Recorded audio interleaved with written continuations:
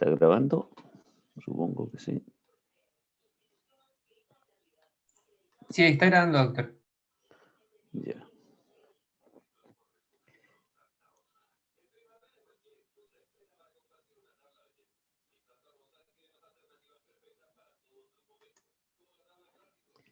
Ahí sí. Sí, doctor. Se ve súper bien. Ahí, opción puntero. Ahí estamos. Estamos. Bien. Entonces, vamos a seguir con el análisis de las funciones renales. La sesión pasada vimos las funciones globales, qué es lo que ocurre, cómo ocurre y por qué ocurren, lo que ocurre en el glomérulo. Y el resultado del glomérulo, dijimos, era la formación de un filtrado glomerular que era equivalente al 20% del plasma que pasaba por el glomérulo. Esos son varios litros de filtrado glomerular por día. Es decir, dijimos que eran alrededor de, ¿cuánto? 160 litros o 100, por ahí, ¿ya? Litros de filtrado glomerular por día que salen desde la cápsula de Bowman hacia el túbulo. Y entonces inicia el recorrido por los túbulos. Este gráfico que está aquí muestra uno de los túbulos, la arteriola aferente, el glomérulo, la cápsula de Bowman, y aquí empieza el túbulo contorneado proximal o túbulo proximal, que deviene en el asa de Henle con una porción delgada del asa de Henle y una porción gruesa del asa de Henle aquí.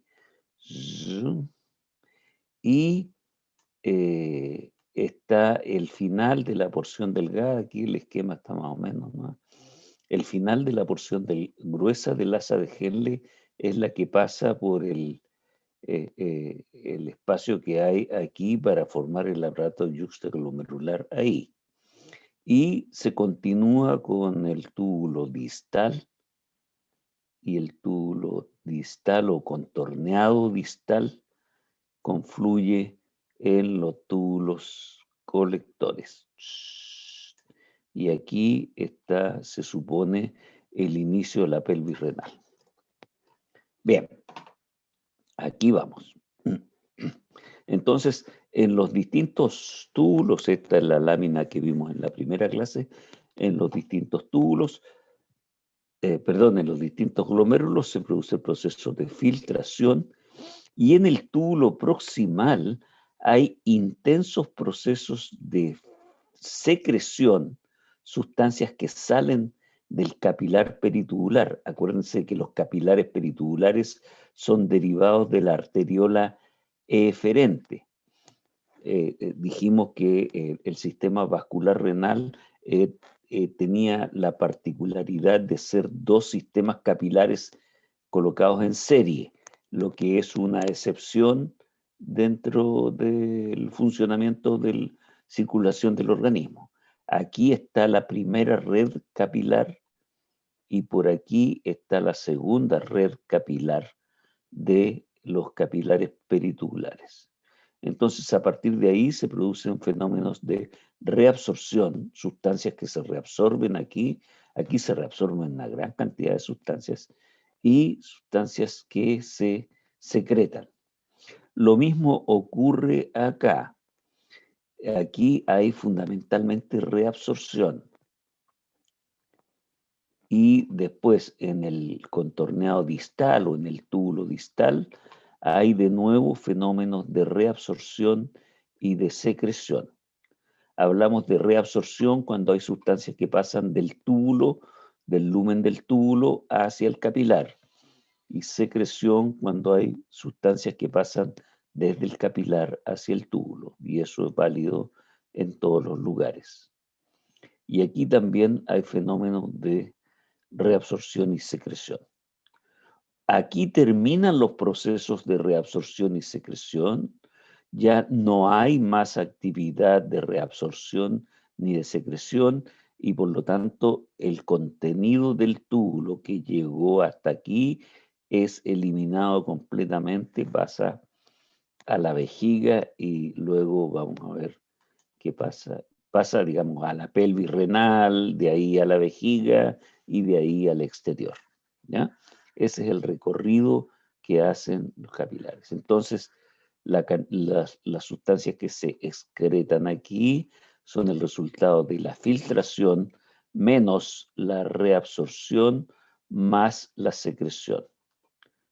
Lo que se filtra más lo que se secreta menos lo que se reabsorbe en cualquiera de los segmentos. Veamos las características de cada uno de los túbulos y estas características son las que van a influir en las actividades que desarrollan los túbulos. Aquí están las características de las células del túbulo contorneado proximal. Ya se está usando cada vez menos el tema de contorneado. Se habla del túbulo proximal nomás. Y las células del túbulo proximal son células cuboideas que tienen estas son las células cuboideas, aquí hay una, aquí hay otra, aquí hay otra, ¿ya? Tienen estas uniones que son las uniones apretadas y una gran superficie hacia el lumen del túbulo, y esta gran superficie es generada a partir de las microvillosidades aquí, que le dan gran superficie a cada una de las células, y estas superficies externas, las células están juntas en una pequeña porción de su borde lateral, donde están lo que se llaman las uniones apretadas o tight junctions. Aquí está una, dos, tres, son las uniones apretadas, de manera tal que no hay un paso directo entre el espacio intersticial y el lumen del túbulo, sino a través de las microvellosidades y del contenido, del cuerpo del túbulo, ¿ya? Que es este. Y también esta zona es muy amplia. Cuando es muy amplia la zona, significa que hay gran intercambio en esa zona, tanto en la membrana vasolateral, se llama vasolateral porque está en la parte basal y en la parte lateral, y aquí hay una gran superficie de intercambio y aquí hay una gran superficie de intercambio. Esquemáticamente, esta es la porción de la que estamos hablando de las células del túbulo contorneado proximal. Ahora, ¿qué característica tiene esta desde el punto de vista funcional? Como resumen, esta zona del túbulo, esta zona del túbulo, es muy permeable al agua y a muchos solutos. Eso significa que muchos solutos y agua pasa desde aquí hacia acá. Muchos. En cambio, en la porción delgada del asa de Henle, ustedes ven cómo hay un cambio dramático en las características de las células del asa de Henle. Les voy a poner la anterior para que la comparen. Esta es una célula del túbulo proximal, gran cantidad de microvellosidades, amplio espacio de la membrana vasolateral, y esta es la característica de las células que forman parte de la pared del asa de Henle, de la porción delgada del asa de Henle. Esta porción delgada es fundamentalmente parte de la porción descendente del asa de Henle y, digamos, se describen morfológicamente como células epiteliales simples, ¿ya? Estas que están aquí. Aquí está el espacio intersticial, aquí está el lumen de la rama descendente o porción delgada del asa de Henle, y aquí están las células que forman parte de esta membrana vasolateral. Ustedes ven que las características de las células son absolutamente distintas. ¿Y qué característica funcional tiene la porción delgada del asa de Henle? La característica clave del asa de Henle es que esta zona es muy permeable al agua, pero no es permeable a los solutos. De aquí para acá pasa agua, principalmente pasa agua en esa dirección, de dentro hacia afuera, pero no es permeable a los solutos. Los solutos que están aquí siguen avanzando como están. ¿Y cuáles son los solutos que van a estar aquí? Principalmente iones. Y dentro de los iones, como hemos comentado ya en muchas oportunidades, principalmente cloruro de sodio. Fosfatos, etcétera, pero principalmente cloruro de sodio. ¿Ya? Ahora, el asa de Henle, cuando llega a la parte inferior, esto ya es dentro de la médula del riñón, gira ahí y empieza a ascender, y la parte ascendente del asa de Henle,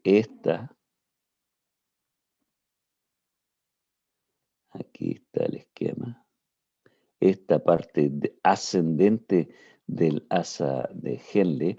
El límite aquí está demasiado extendido para mi gusto, pero digamos, no hay un límite preciso entre el asa de Henle y el túbulo distal.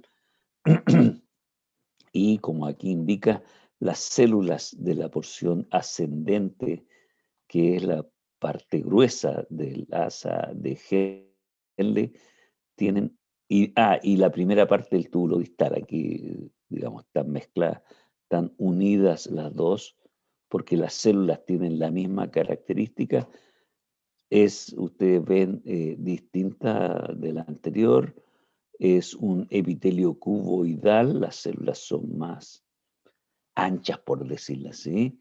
La parte gruesa no es porque el conducto sea más grueso, sin el lumen sea más grueso, sino que porque las células son más anchas, ¿ya?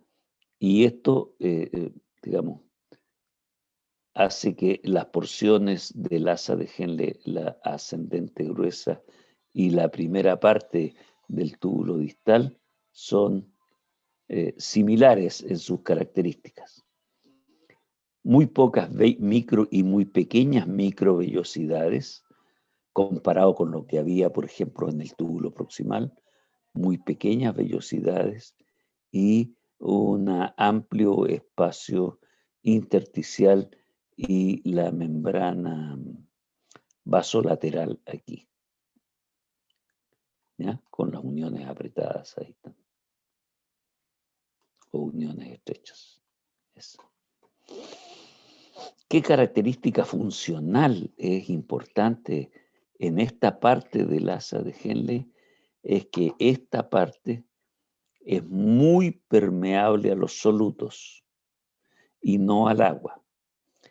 A diferencia de la parte delgada, que era muy permeable al agua e impermeable a los solutos, esta es muy permeable a los solutos, pero no permeable al agua.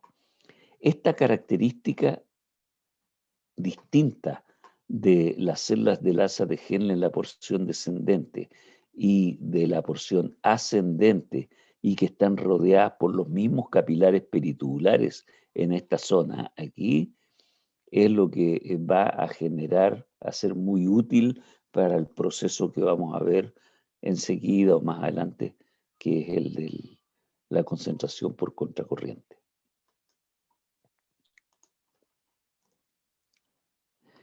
Finalmente, en el túbulo distal o contorneado distal, en la porción distal del túbulo distal y en la primera parte del túbulo colector, toda la parte que está ubicada dentro, en la zona cortical del riñón, tiene características que son parecidas, no iguales, pero parecidas sí estructuralmente a las características que tenía las células del túbulo proximal, ¿ya? Son células cuboidales y estas células tienen a su vez dos tipos de células. Esta zona tubular tiene dos tipos de células, lo que se llaman las células principales y las células intercalares o intercaladas. Las células intercaladas se caracterizan por tener una gran cantidad de microvellosidades, ¿ya? Gran cantidad de microvellosidades, obviamente hacia el túbulo, hacia el lumen del túbulo, y las células principales, estas, no tienen la proporción ni la extensión de las microvellosidades tal cual están descritas. Y, digamos, esta característica morfológica de las células del túbulo distal y colector le genera dos características clave. Las células principales son permeables al agua y a las sales de manera variable. Aquí, en estas células, es donde actúan las hormonas, aldosterona y hormona antidiurética, ¿ya? Actúan en estas células para generar los movimientos de agua y de sales, hacia allá o hacia acá, dependiendo de qué es lo que sea. Y las células intercaladas o intercalares, estas, la característica funcional principal es que son las responsables de la secreción de protones. Y la secreción de protones se va a producir de acuerdo a la necesidad de regular la concentración de protones en lo que se llama el equilibrio ácido-base, que entiendo es parte también del programa que tenemos que ver más adelante. Cuando terminemos el estudio de función renal, déjenme ver por aquí.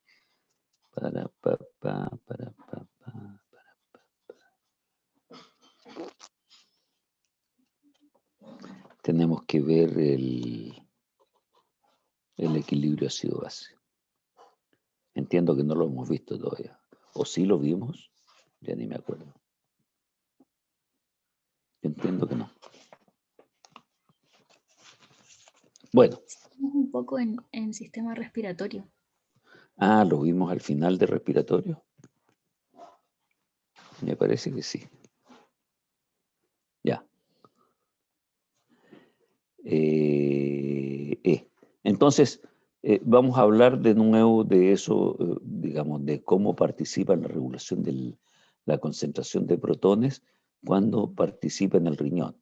Aquí se secretan bicarbonato y se pueden recuperar protones en estas células intercalares, ¿ya?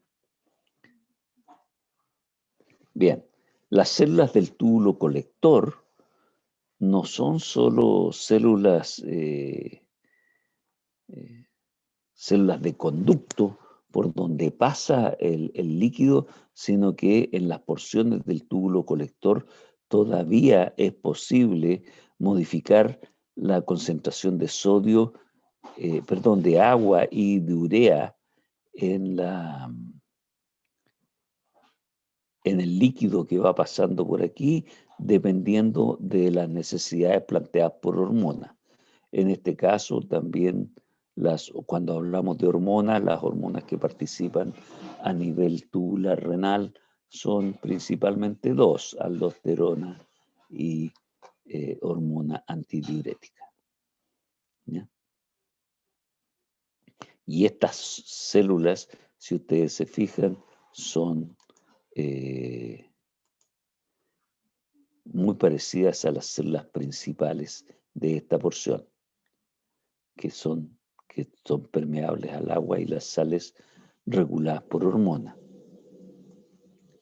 Y estas siguen participan en el agua. No están aquí en esta zona las características de las células intercalares, ¿ya? O intercaladas. Aquí se produce la regulación de agua y electrolitos. Cuando llegan aquí, el producto ya, las características de las células, este conducto desemboca en la pelvis renal y una vez que desemboca en la pelvis renal ya tenemos que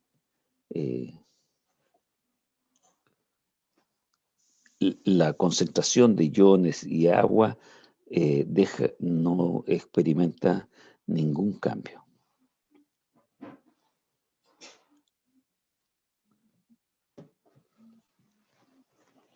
Bien. Ahora, una característica general de los túbulos, el proximal, asa de Henle y el distal y colector, digamos, es que regulan el volumen y la composición del plasma. Y cuando hablamos aquí del volumen del plasma, estamos hablando de agua principalmente. El volumen está dado por el volumen de agua y regula la composición del plasma. Y eso significa que regula solutos, varios solutos, muchos solutos se regulan aquí. Uno de los cuales que se regula es el sodio, la concentración de sodio y cloruro. También la urea, la concentración de creatinina,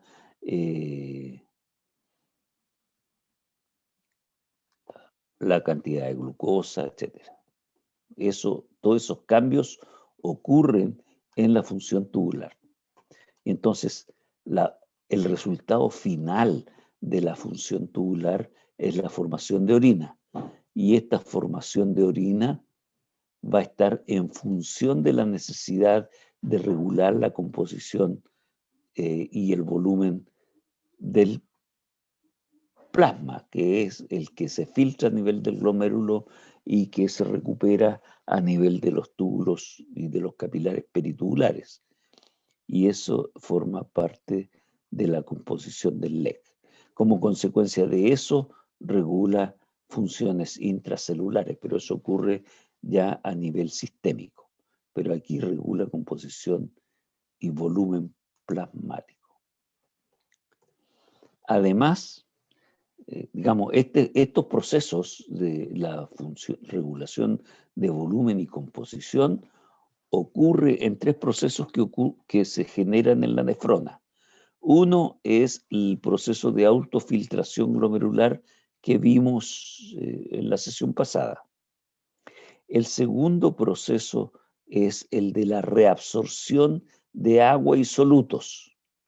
Por ejemplo, en el túbulo distal normalmente se reabsorbe toda la glucosa que se filtra en el túbulo, en el glomérulo.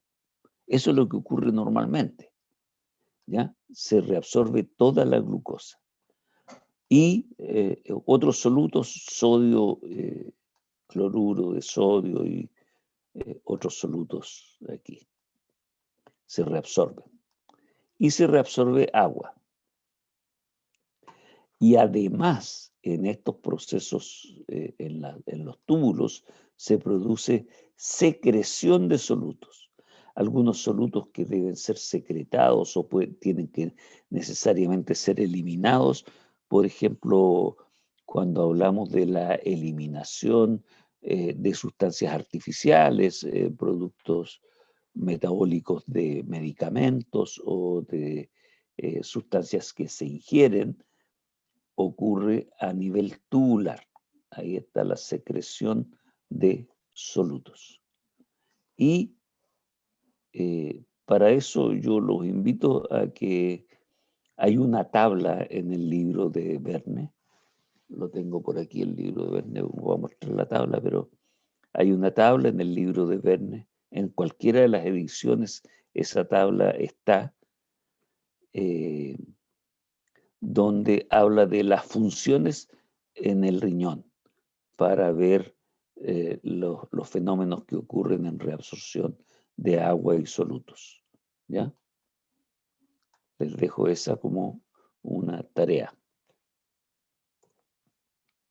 Ahora, uno de los principales mecanismos de regulación es la regulación del agua y del sodio. Y dijimos que a partir de los fenómenos de filtración glomerular y la medición del clearance, que el túbulo proximal reabsorbe aproximadamente 2/3 del agua y del sodio que se filtra. Si dijimos que se filtraban 160, voy a poner como número así inventado próximo, 160 litros de filtrado plasmático a nivel de glomérulo, 2/3 de ese total, alrededor de 50, 60 litros, 2/3 son el doble, 100 litros aproximadamente, o 115 litros, se reabsorben a nivel del túbulo proximal, ¿ya? Y entonces se reabsorbe el volumen de agua y el sodio filtrado. Y este fenómeno de regulación del agua y del sodio se realiza principalmente por dos mecanismos, ¿ya? La primera mitad, aquí estamos hablando de, si tomamos el túbulo proximal y lo dividimos en dos segmentos, en la primera mitad, a eso se refiere, a la primera mitad del segmento, el que está inmediatamente a continuación del glomérulo, se capta sodio acoplado a la captación de protones y otros solutos. Y esta captación de sodio obviamente arrastra agua. Cuando se mueve sodio, se mueve agua. Pero este sodio está acoplado a la concentración de protones y otros solutos. Y en la parte final del asa de Henle, en la segunda mitad, perdón, no del asa de Henle, del túbulo distal, en la parte final, estoy tonteando, del túbulo proximal, en la segunda mitad del túbulo proximal, estamos hablando del túbulo proximal, en la segunda mitad, el sodio que se reabsorbe está asociado a la absorción de cloruro, ¿ya? En la primera parte está asociada a la captación de sodio por protón y otros, y en la segunda a la reabsorción de cloruros. Y esto es aproximadamente, aquí está el esquema de la función renal, esta es la primera parte del túbulo proximal, ¿ya? ¿Qué es lo que ocurre? Aquí está el líquido que viene bajando desde el glomérulo, el líquido tubular, ¿ya?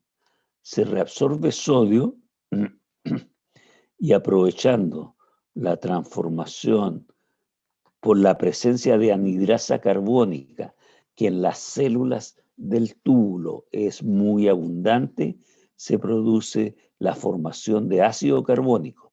Se junta CO2 más agua por acción de la anhidrasa carbónica y se produce ácido carbónico que se disocia en bicarbonato y protón. El protón sale para acá y a través por movimientos pasivos de iones, sale para acá un ion positivo y entra un ion negativo, que es el un ion positivo que era el sodio. Entra sodio y sale protón. ¿De dónde sale este sodio? Lo vimos cuando vimos equilibrio ácido-base, de la filtración del bicarbonato de sodio. El bicarbonato de sodio se disocia en sodio más bicarbonato y el bicarbonato HCO3, eso es ion bicarbonato, se junta con el protón, da origen a CO2 más agua. Y el CO2 pasa para acá y da la vuelta, sigue dando la vuelta. En la membrana vasolateral de las células del túbulo proximal, hay un transporte activo de sodio. Se sale sodio para acá y se recupera potasio. ¿Sí? Y asociado al sodio sale el ion bicarbonato por este otro lado. Y entonces este bicarbonato se junta con este sodio para dar origen al bicarbonato de sodio. Y eso es lo que se conoce como recuperación de bicarbonato. El bicarbonato que se filtró aquí se disocia, aquí está el sodio, aquí va el sodio, y se forma de nuevo una molécula de bicarbonato en el capilar peritubular. Este es el plasma del capilar peritubular, el líquido del capilar peritubular, y aquí está la sangre. Se recupera una molécula de bicarbonato de sodio. Por cada molécula que filtró aquí de bicarbonato de sodio, se recupera acá. Por lo tanto, la concentración de bicarbonato de sodio se recupera completamente. El otro mecanismo que ocurre en la primera porción del túbulo proximal es la recuperación de glucosa. Y entonces hay un transportador aquí de glucosa asociada al sodio. Pasa glucosa y pasa sodio aquí, y esta glucosa pasa para acá, y el sodio, por mecanismo de transporte activo, sale hacia el capilar peritubular, aquí, y se recupera potasio. Aquí da la vuelta, y el resultado final es que en este lado había glucosa asociada a sodio, y aquí hay glucosa asociada a sodio. De esta manera, vamos a revisarlo con detalle después, pero de esta manera se traspasa todo el sodio, toda la glucosa que se filtró en el glomérulo aquí. Toda la glucosa que se filtró se recupera por este mecanismo acá. De manera que el líquido del filtrado glomerular que sale de aquí para abajo es libre de glucosa. Toda la glucosa ya se recuperó. ¿Está claro eso o no? Supongamos. Es que yo no les veo ni la cara, entonces no tengo idea qué es lo que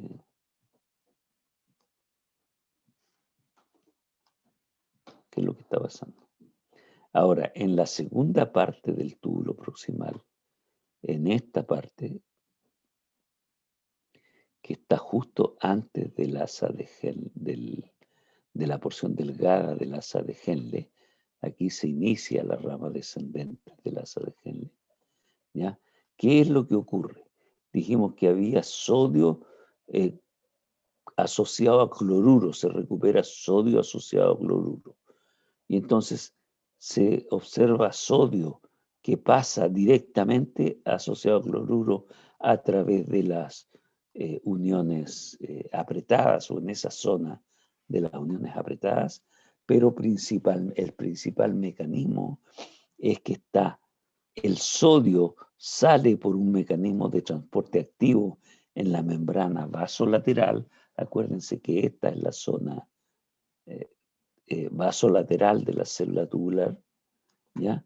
Y para compensar la concentración de sodio que disminuyó por esta activación de este transporte, pasa sodio aquí y aquí entra la disociación del bicarbonato, del bicarbonato y, digamos, entra sodio y sale protón. Salen protones. Estos protones, si no son unidos al CO2, pueden ser unidos a fosfatos, por ejemplo, y siguen su camino unidos a fosfato, acidificando la orina. ¿Ya? Entonces aquí se recupera sodio y aquí se recupera cloruro y el organismo saca cloruro. Perdón, aquí el organismo saca sodio y además saca cloruro y saca potasio. ¿Y el potasio de dónde viene? El potasio da la vuelta aquí.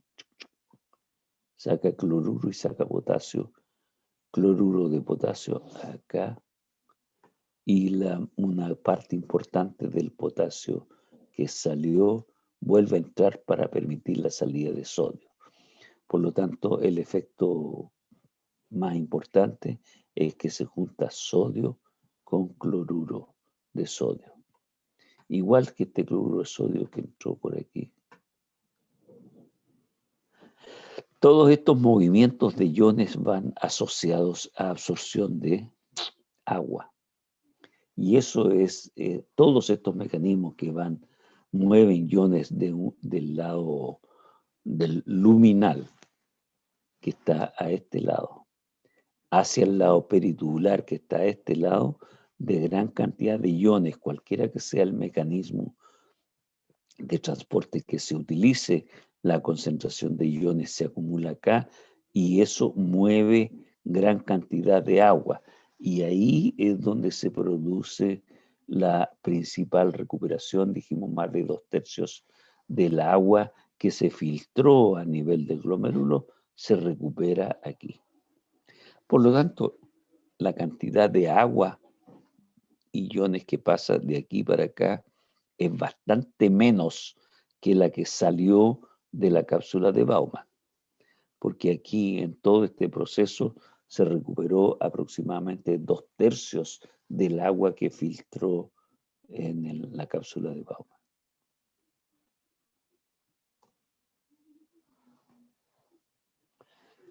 Aquí esto era la reabsorción de agua en el túbulo proximal.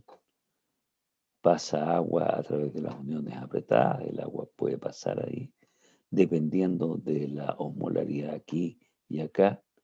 Y pasa agua por cambios de osmolaridad, que hay acuoporinas que son las que transportan agua aquí, ¿ya?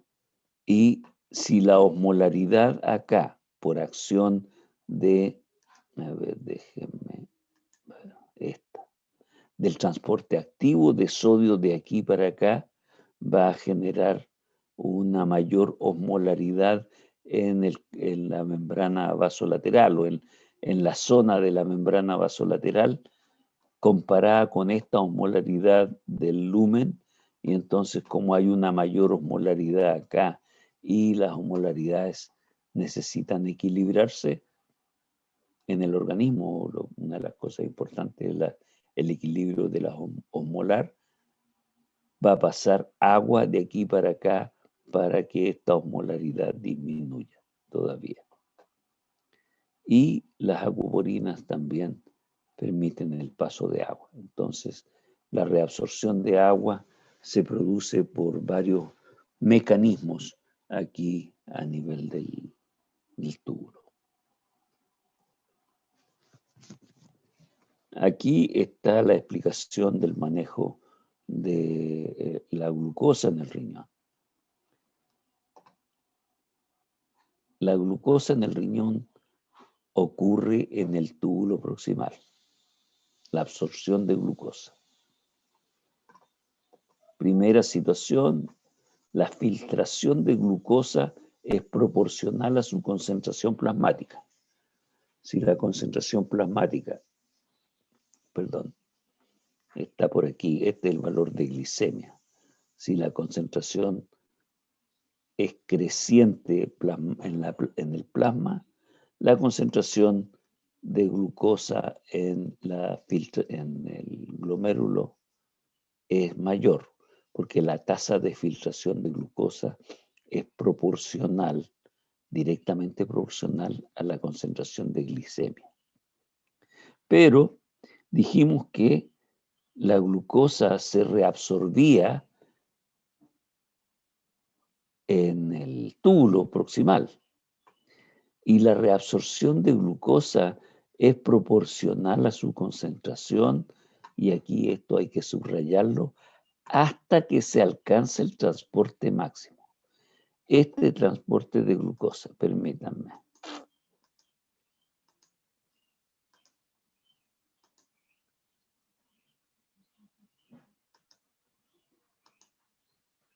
Este transporte de glucosa aquí se hace a través del transporte de glucosa y sodio por un transportador.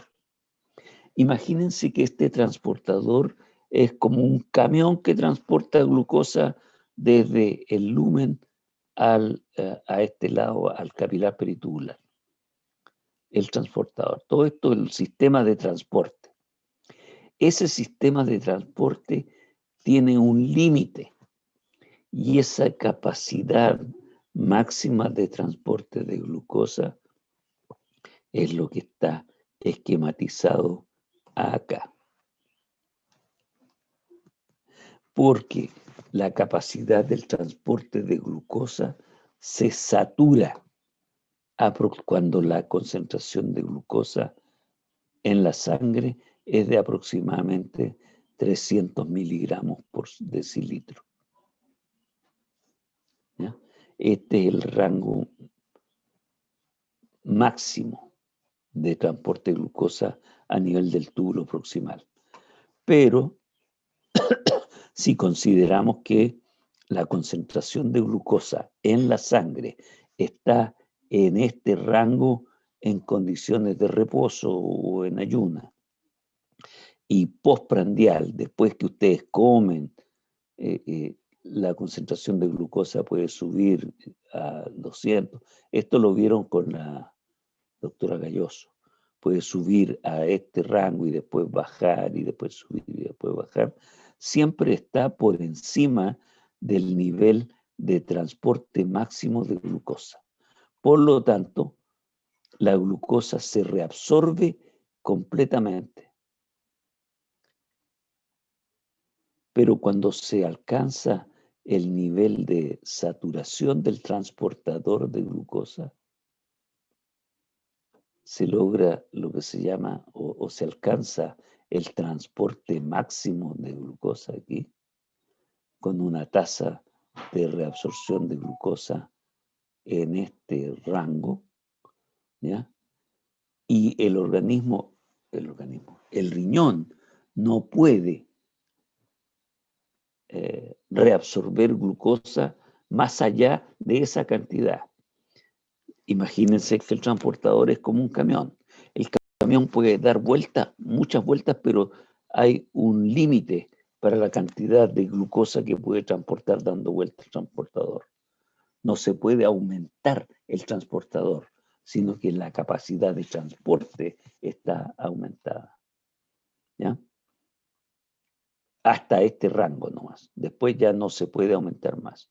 Y entonces, si alcanzamos este rango, lo que no se reabsorbe de glucosa en el túbulo proximal pasa al túbulo proximal y ya no se reabsorbe. Y entonces, por encima de este rango de glucosa, de glicemia, la cantidad de glucosa que sale del túbulo proximal se elimina por la orina como glucosa. ¿Ya? Y entonces aparece anormalmente glucosa en la orina, fenómeno que se llama glucosuria. Entonces, como la orina es de relativamente fácil ubicación y la medición de glucosa en la orina también es relativamente fácil, y yo les dije que antiguamente los médicos antiguos clínicos probaban el sabor de la orina del paciente. Si la orina era dulce, decían que la orina tenía sabor de miel y por lo tanto llamaron a esa enfermedad diabetes mellitus. Mellitus significa con sabor de miel, ustedes lo saben, ¿ya? Entonces, y diabetes significa que elimina gran cantidad de agua por la orina. Diabetes significa que la orina fluye como fluye el agua de una fuente. Esa era la imagen que tenían de esas enfermedades. Y entonces, después de cuando le tomaron el sabor a la orina, descubrieron que era la gran mayoría de las veces era orina de sabor dulce. Entonces, por eso le llamaron a la enfermedad diabetes mellitus. ¿Ya? Y le llamaron diabetes mellitus para diferenciarla de un tipo especial de diabetes que al probar la diabetes en la orina no tenía sabor. Y entonces dijeron, aquí tenemos un cuadro clínico que tiene elimina gran cantidad de orina, pero esta orina no tiene sabor. Y entonces la llamaron diabetes insípida. De ahí el nombre de esas enfermedades que uno tiene que aprenderse. ¿Por qué se origina el nombre? Bueno, entonces la excreción de glucosa normalmente es 0, porque este es el rango normal de glicemia y este es el transporte máximo.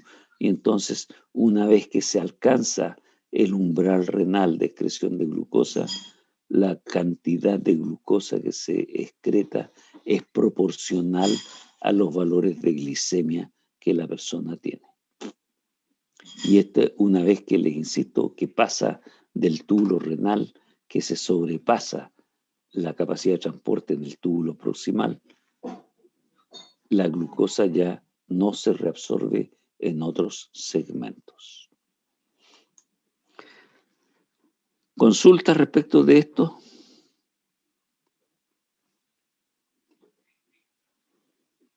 ¿No? Aquí pongan atención a este gráfico.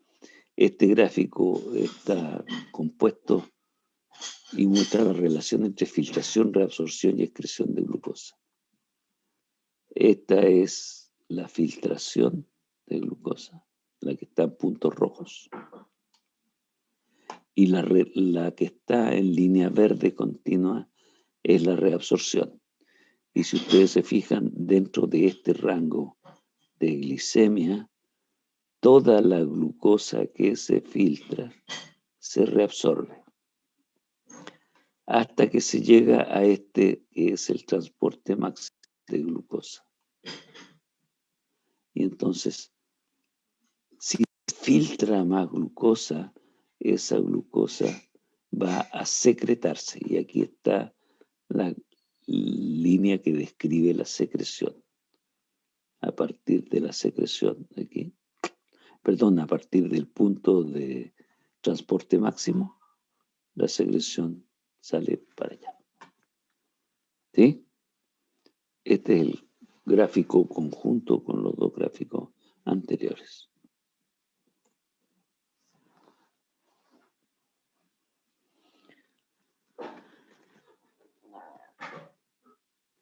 ¿Alguna consulta, muchachos?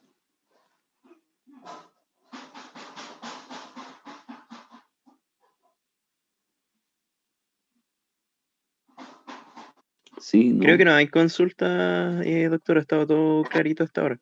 Sí, No sé si alguien bueno. tendrá alguna consulta, pero... para que continuemos. Entonces, en resumen, en el túbulo proximal se reabsorbe entre el 60 y el 70%, 2/3 del filtrado glomerular. Cuando uno habla del filtrado glomerular, es reabsorbido. Y esa reabsorción, ojo, esto es importante para lo que vamos a ver después, esta reabsorción es isosmótica. Eso significa que se realiza a igual osmolaridad. Y por lo tanto, si el filtrado es el 60 a 70%, se reabsorbe, significa que se ha reabsorbido entre el 60 y el 70% del sodio que se filtró. Aquí se reabsorbió toda la glucosa, pero como el filtrado es isosmótico, se va reabsorbiendo sodio y agua. La osmolaridad va pasando de un lado a otro. ¿Sí? Es la misma osmolaridad. Y esto es importante destacarlo porque, bueno, se absorbe 2/3 del sodio filtrado, se reabsorbe más de la mitad del cloruro filtrado, se recupera por el mecanismo que vimos de recuperación de eliminación de protones, más del 90% filtrado de la concentración de bicarbonato de sodio, y se absorbe toda la glucosa y los aminoácidos que están dentro de límites normales. Los niveles de glucosa dentro de límites normales. Si yo tuviese una concentración de glucosa muy alta, que significaría una diabetes, una glicemia muy alta, probablemente superaríamos el nivel de glucosa, de reabsorción o recuperación de glucosa en el túbulo proximal, y parte de esa glucosa pasaría acá. Por eso el TODA está entre comillas, porque es TODA cuando hablamos de los límites normales de glucosa y aminoácidos. No es en cualquier circunstancia.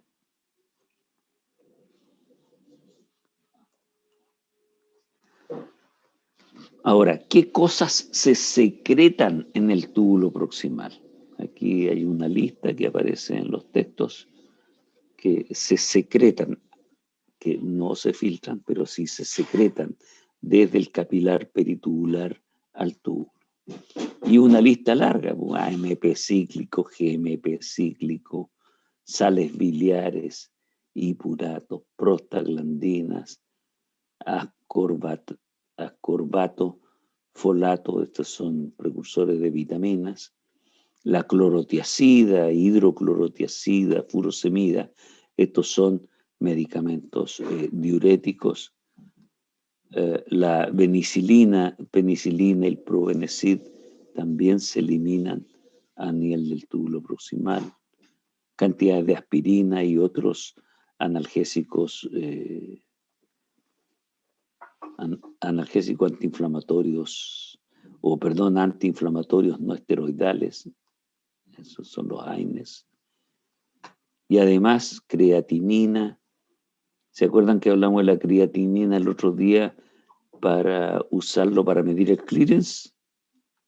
Bueno, esta creatinina se secreta en el túbulo proximal. Dopamina, epinefrina, troponina. Bien, una enorme cantidad de sustancias se elimina. Gran cantidad de los medicamentos que se eliminan como tales son eliminados a nivel del túbulo proximal del riñón. ¿Ya? Aquellos que usan morfina, la morfina es eliminada a nivel del túbulo proximal del riñón. ¿Ya?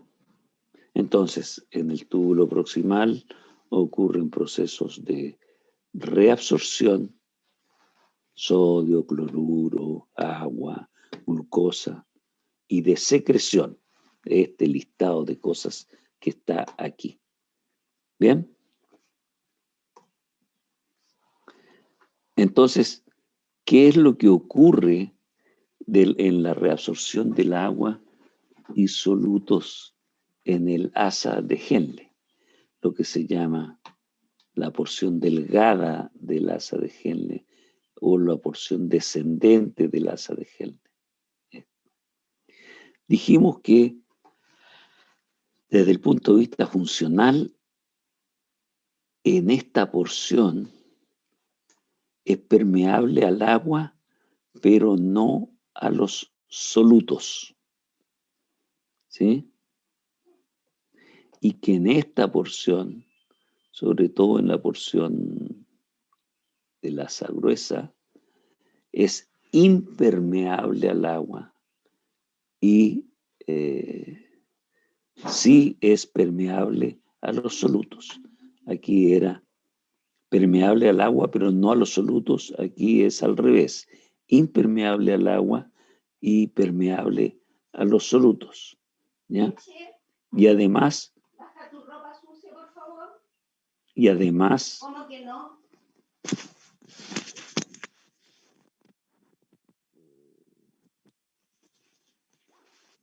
Perdón un segundito.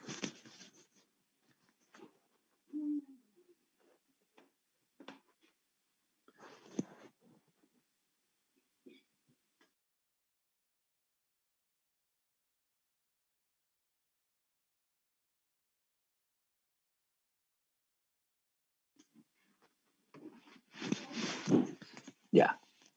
Entonces, hay que tener presente estas características porque dijimos que esta zona, bueno, esta también, pero esta zona está rodeada de capilares peritubulares. Y mientras más profundo, más profundo llega el asa de Henle, más capilares peritubulares hay alrededor de esta zona. ¿Sí? Aquí no están dibujados, pero eso es lo que ocurre. Y el intercambio que ocurre entre esta zona y el líquido que rodea a los capilares peritubulares. Bien, entonces, a nivel de los túbulos del asa de Henle, se va a producir un mecanismo de reabsorción de agua y se llama concentración por contracorriente. Lo vamos a ver enseguida. Pero para completar el tema de la reabsorción de agua y solutos en los túbulos, tenemos que esta porción, al igual que la rama ascendente gruesa del asa de Henle, es impermeable al agua y reabsorbe solutos. ¿Ya? Y esta zona, la parte terminal del túbulo distal y los túbulos colectores, toda esta zona de los túbulos colectores, reabsorben agua y reabsorben soluto y pueden secretar protones. Acuérdense de las células intercaladas donde se realiza el intercambio de protones, y todo este proceso está regulado por hormonas. La presencia de la reabsorción de sodio y agua va a ser mayor si en esta zona está actuando aldosterona, o la reabsorción de agua va a ser mayor si en esta zona está actuando hormona antidiurética. Ese es sensible a hormona antidiurética. Ahora, les puse esta foto aquí para explicar el principio del método del intercambio por contracorriente. En las patas de pingüino apoyadas en el hielo está a 4 grados. Sí, bendigo, a la temperatura de congelación del agua, muy próxima a los 0 grados. Aquí está, por aquí pasa sangre, pero por Y los pingüinos son animales de sangre caliente. Entonces, el riesgo que tienen los pingüinos es que el agua, la sangre que baja puede enfriarse mucho y enfriar a toda la sangre que está circulando acá. ¿Por qué ese fenómeno no ocurre de manera importante? Por lo que se llama el intercambio de calor por contracorriente. Y sacamos esto a colación porque en el asa de Henle ocurre un intercambio de sodio y se concentra el agua por contracorriente. ¿Cómo ocurre eso? Esto es lo que ocurre en los pingüinos. ¿Ya? Aquí. Esta. La sangre arterial que viene aquí es sangre caliente, supongamos, viene a 30 grados. Y a medida que va llegando a la superficie que está en contacto con el hielo, la sangre se enfría. ¿Sí? Pero cuando sube por aquí la sangre se calienta. ¿Y por qué ocurre eso? Porque las temperaturas tienden a igualarse. Y como el capilar que baja está muy próximo al capilar que sube, entonces se traspasa el calor de la sangre que va bajando se traspasa para calentar la sangre fría que viene subiendo. ¿Sí? Y entonces se produce un intercambio de calor y aquí la sangre primero no se congela y el pingüino que está por aquí arriba no se enfría. ¿Sí? Porque el calor tiende a disiparse por los tejidos.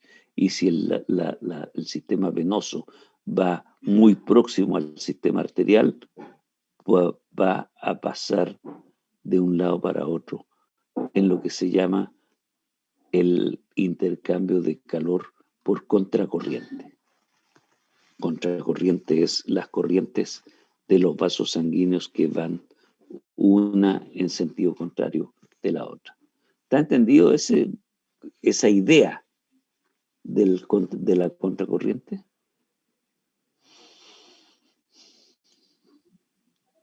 Alguien que diga que sí o que no.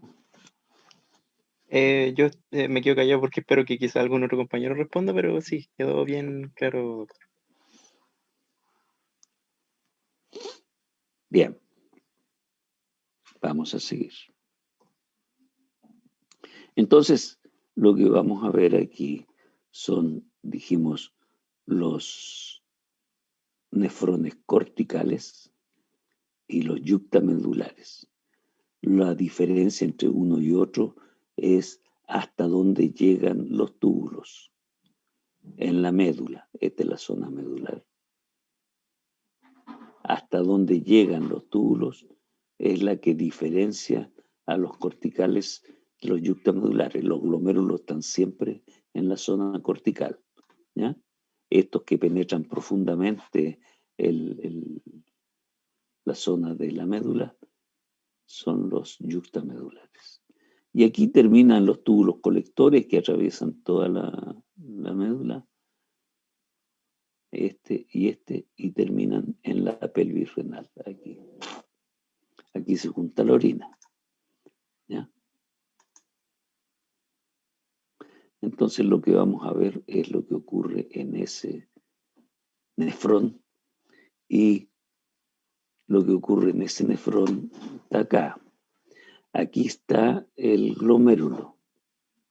Aquí está la cápsula de Baumann, aquí se produce el filtrado y aquí sale la arteriola eferente. Y esa arteriola eferente genera redes capilares a nivel del capilar peritubular. Aquí está capilar peritubular, están los dos tipos de túbulos mezclados. Claro que están juntos, pero no revueltos, pero están mezclados los del túbulo proximal, esos que van ahí, ¿sí? Y los del túbulo distal, estos que van aquí. ¿Ya? Y aquí viene el túbulo proximal. Y aquí viene el túbulo proximal. Hay que seguir con el ojo. El túbulo proximal viene aquí, viene aquí. Aquí viene el túbulo proximal. Aquí está la rama descendente del asa de Henle, la rama ascendente del asa de Henle. Aquí está la porción gruesa del asa de Henle. Y aquí está la porción distal del asa de Henle que pasa entre medio de la arteriola aferente y eferente, y aquí se forma el aparato yuxtaglomerular. Aquí está. ¿Ya? Ahora, todo eso está rodeado de capilares peritubulares que son ramas de la arteriola eferente. Y aquí, ojo, aquí está el sistema venoso. Ya los capilares peritubulares están confluyendo en el sistema venoso para dar origen o para sacar la sangre de la zona peritubular. Aquí entró la sangre, pasó por el capilar 1, pasa por los capilares 2, aquí todos estos son redes capilares, y confluye en la vena. Aquí va la vena. Y esta entonces es sangre que va a terminar en el sistema venoso.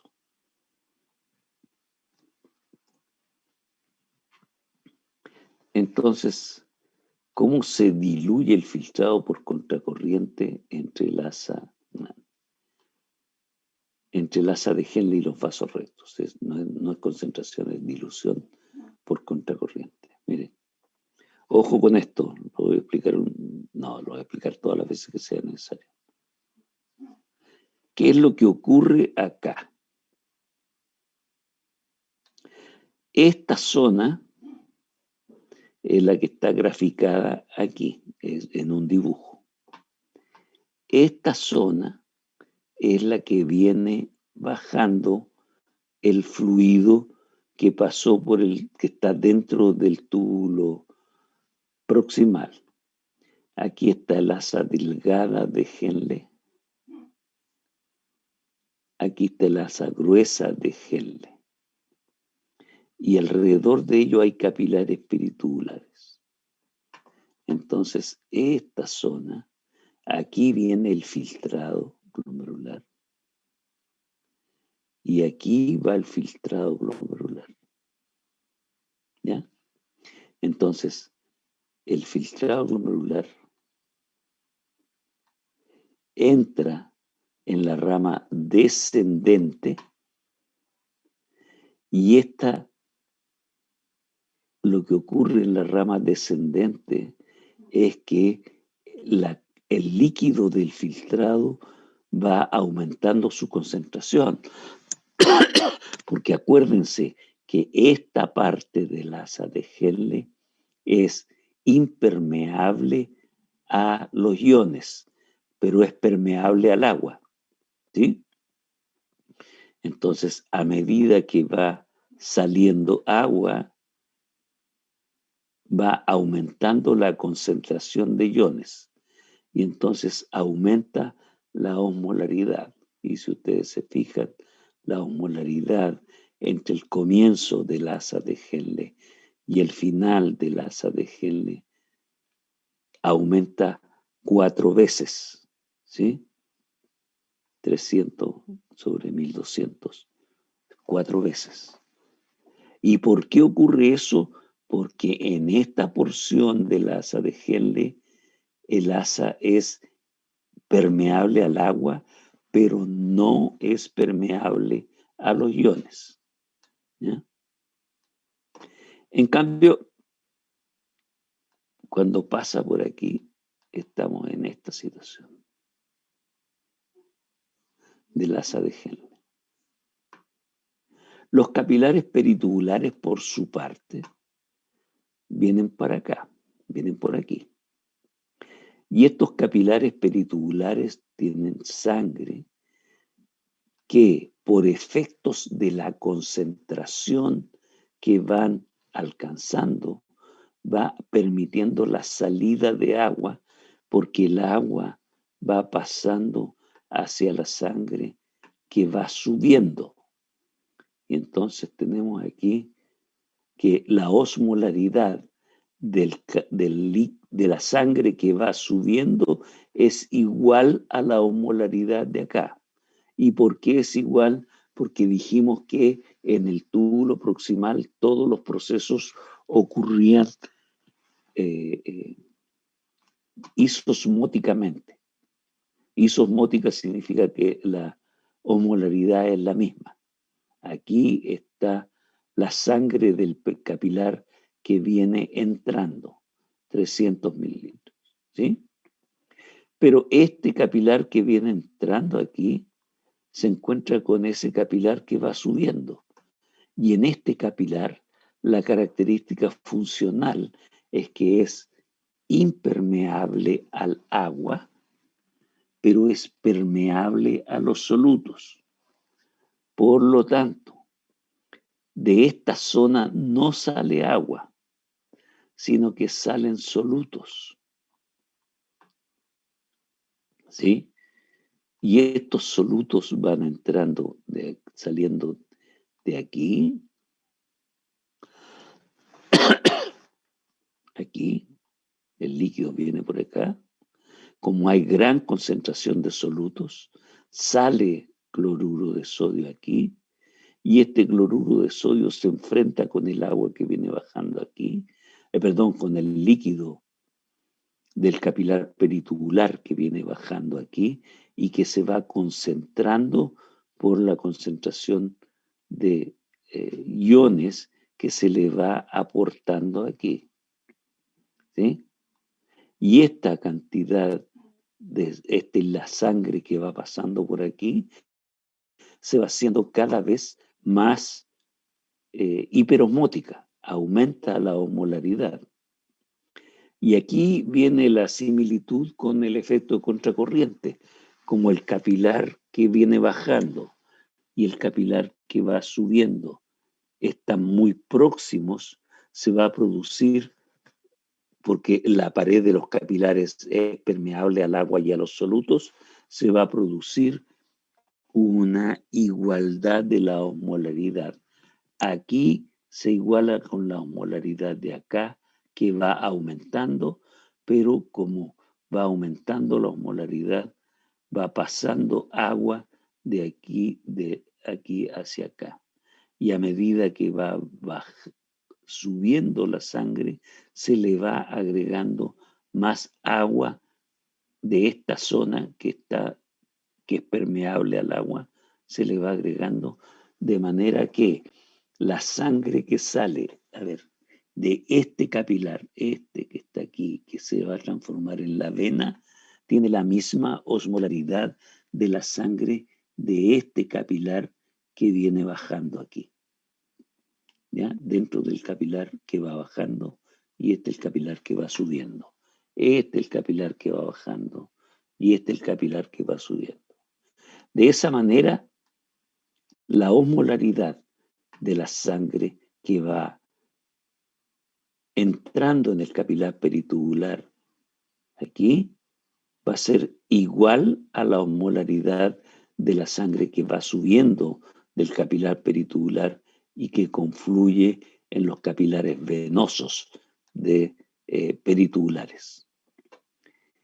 Y la osmolaridad dentro del túbulo ahora, como aquí esta es permeable al agua pero no a los iones, y aquí es permeable a los iones pero no al agua, la concentración de iones del líquido que está aquí va a ir bajando a medida que va saliendo cloruro de sodio aquí. Mientras mayor es la osmolaridad aquí, más cloruro de sodio sale hacia arriba. Y entonces al final el líquido que sale desde el asa de Henle aquí, el líquido que sale del asa de Henle, aquí viene el asa de Henle, así va para allá. Este líquido que está aquí tiene una cierta concentración de cloruro de sodio, ese que va pasando por ahí. Y esta concentración de sodio que va ocurriendo acá, ahí, es lo que detectan las células del aparato yuxtaglomerular, la concentración de sodio y el líquido, la concentración de sodio y potasio del líquido del conducto que viene aquí. ¿Sí? Y entonces, ese líquido es hipoosmolar. Cuando hablamos de hipoosmolar, lo hacemos en comparación con la osmolaridad del plasma, que es aproximadamente esta, dijimos. Entonces, aquí el líquido que entró en el capilar de la asa de Henle tenía 300 miliomoles y salió con 100 miliomoles. Es decir, el filtrado que llegó es, el filtrado que sale, este que está aquí, este, está más diluido que el filtrado que entró, este, por efecto del intercambio de agua y iones que ocurrió aquí en esta zona. Y entonces, este filtrado es más diluido, ¿ya? A medida que va bajando el filtrado se hace más concentrado, pero al final el resultado es que el filtrado es más diluido que lo normal. Por eso se llama dilución del filtrado por contracorriente, porque es parecido al intercambio de calor por contracorriente de las patas de los pingüinos. ¿Sí? Entonces, ahí viene el líquido peritubular. Aquí viene la sangre. Esto es lo que ocurre en un momento. Viene la sangre aquí y sube por acá. Y pasa agua de aquí para acá. De manera tal que aquí la osmolaridad es la misma que entra y que sale. Esta osmolaridad es la misma que entra y que sale, pero esta osmolaridad cambia. Primero, al descender, aumenta mucho la osmolaridad y al subir, disminuye la osmolaridad.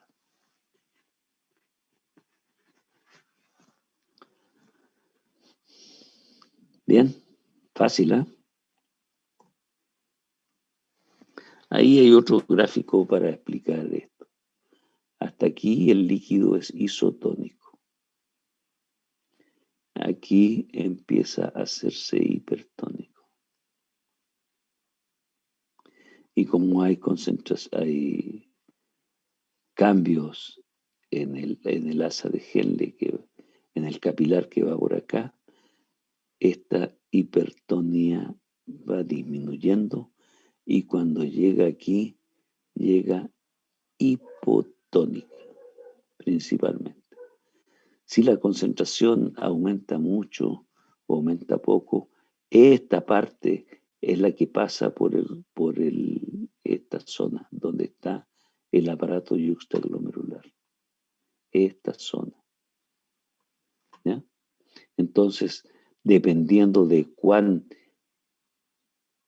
hipotónico sea, es decir, dependiendo de cuál es la concentración de sodio que está dentro de este líquido, es lo que detecta el aparato yuxtaglomerular. Y ahí está el túbulo contorneado distal.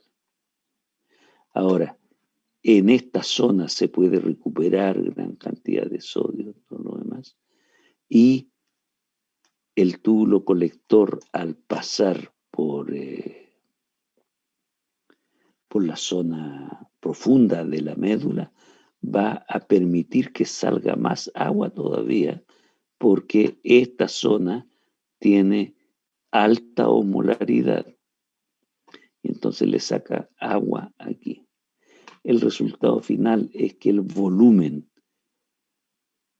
del líquido que sale de aquí es escaso y con alta osmolaridad. La orina normalmente es salada y eso se debe a la alta concentración de sodio, que es una consecuencia de los mecanismos de concentración que ocurren aquí en esta zona. ¿Bien? ¿Cómo está esa flor? ¿Les gusta? Está bonita, profe. ¿Sí? Son flores de mi jardín. Las tomamos hace casi 2 años. En octubre del 2018 tomamos esta foto. Pero este año dio una enorme cantidad de flores de naturaleza. Además, aquí hay algunos anexos. Ah, no, esta no tiene anexos. Bien. 1 hora 15 aproximadamente.